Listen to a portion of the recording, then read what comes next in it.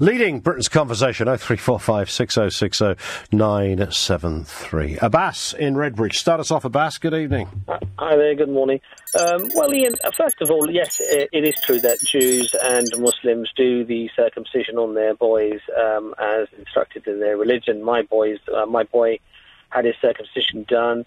I was present while it was being done. I was present while my nephew was being done as well. This was going back 23 years, but he actually slept through it and just woke up in the car probably for about 5 minutes afterwards and never complained about it after that. So this notion about it being very cruel and it's a huge thing and it's a I mean, I guess that does depend on individuals, of course. I mean, there are plenty of cases where that isn't the case. But even, putting aside the fact that, like having a lamb's tail taken off, they don't know much about it. What's the reason for doing it?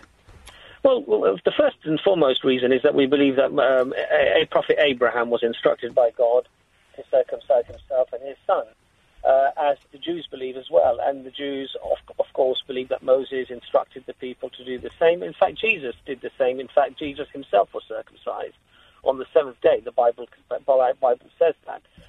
Muhammad, peace be upon him, peace be upon all of the prophets, they all instructed people to be circumcised. Now, it's only now that we found out actually the medical benefits for having circumcision.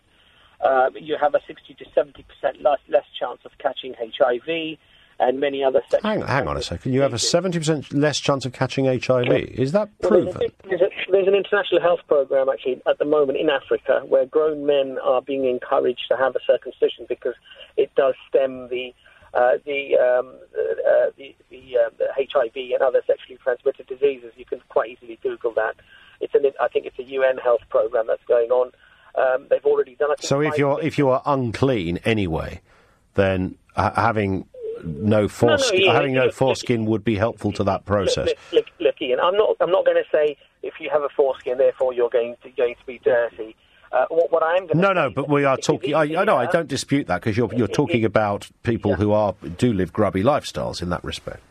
Well, even when a man goes to the toilet to do a wee, if you have a foreskin, especially if it's very tight and comes very far forward, then drops of urine can accumulate within the foreskin, between the foreskin and the penis, and so there is definitely a provable increased chance of infections, and also where sexually transmitted diseases, the foreskin can, if it's tight, can rip slightly, and there's a higher chance of catching HIV. Now that's a medical fact. We can play games and pretend that's not the case, but that is the case.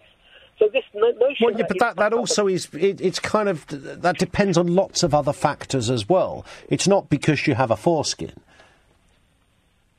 Well, it's. I don't know how else to explain it. If you have a foreskin... If you're a dirty what's-it, and you don't clean your bits, and you're promiscuous, and you put it around an awful lot, then the argument is that the less skin you have there, there's a smaller chance of being infected yourself and therefore passing it on. Well, that's really what that's saying, isn't it? You don't have to be a dirty what's-it, and you don't have to be very promiscuous. The statistics, and this is important, Ian. Look, we have to be reasonable, and therefore what we do is we don't make emotional arguments. We base our opinions on data. Let's not be concept. Yes, but the whole argument about circumcision isn't about HIV. Come on. Because it's come from religion, it has to be bad. We've got. No, but it does sound a bit like a Monty Python sketch when you were just wheeling out all the prophets. That it's kind of like long ago somebody said, "Have a bit of your bit chopped off." I mean, come on, Abbas, you can't believe this stuff.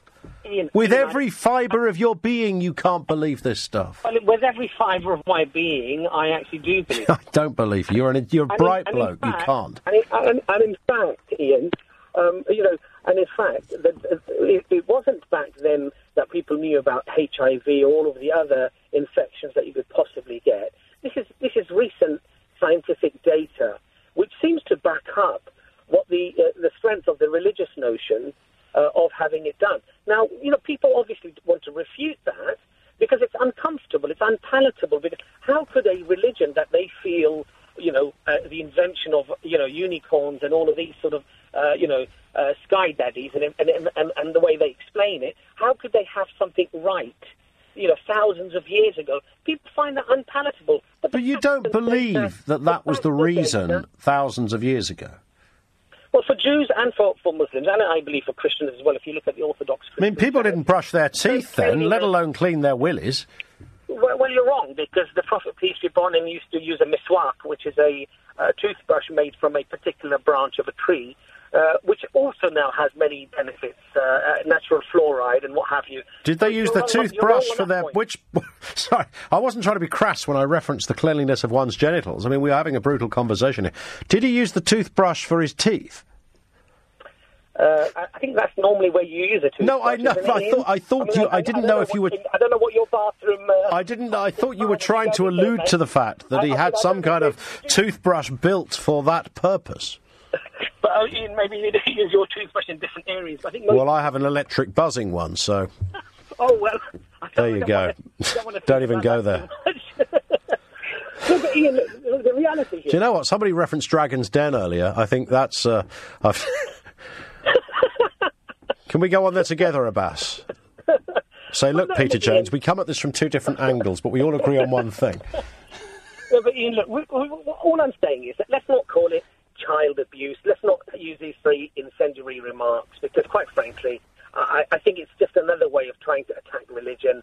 But when religion gets it right, and clearly here I think religion has got it right, and I think through data it's proven that it has, let's be humble and let's accept and go wherever the evidence is. But there is no evidence. I mean, I accept that you believe that element of evidence, and that does fit your religious and cultural beliefs, and I have absolute understanding of that, but I don't think the evidence is more overwhelming for that than it is against. I assure you, I would not just be saying it, because it's very easy to verify these things now. You can go and Google it yourself within 5 minutes. There are definite medical benefits from having your being circumcised.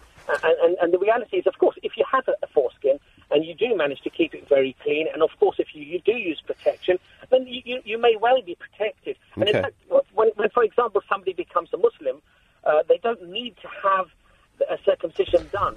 If they wish to retain it, they are able to. But it is recommended, highly recommended, to have it done when you're very young, because at that stage it's a very, very thin, small amount of skin, and it can be removed from a very simple. Okay, you do realise, Abbas, we're going to get people who counter this in this hour. They're going to. In fact, I've just got provide hardened data. Okay, I'll be very interested. I've just got this text. Doesn't say who it's from. Says your caller is talking poppycock.